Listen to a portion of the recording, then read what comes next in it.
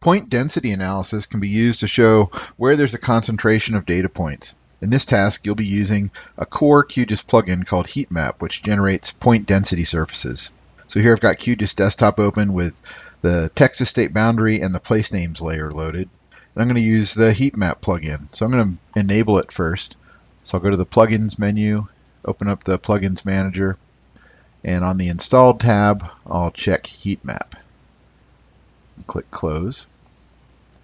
Now I'll go to the Raster menu, to Heatmap, and open up the Heatmap tool. The input point layer is my place names. Next I'll name the output raster, town density, and I'll place it in my Lab8 data folder.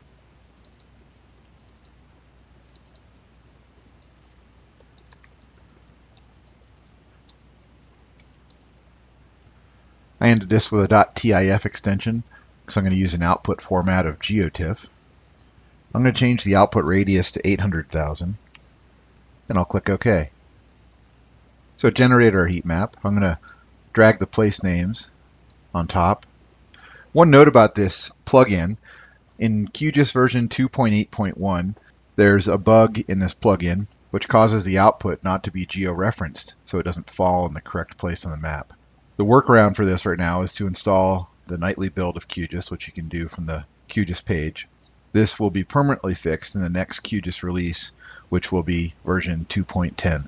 I'm also going to drag the Texas border above this density layer, and I'm going to restyle it.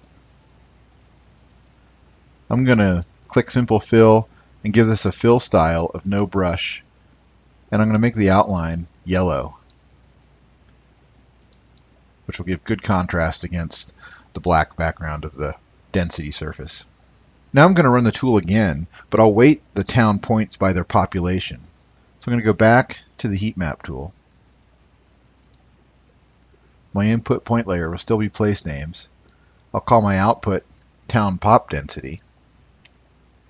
And this time I'll check the advanced section, and I'll check the use weight from field option, and I'll use the population column. I'll click OK. And this creates a heat map based on the population values of each town, so it gives a better indication of where the population centers are. In the next task, you'll learn how to convert from raster to vector.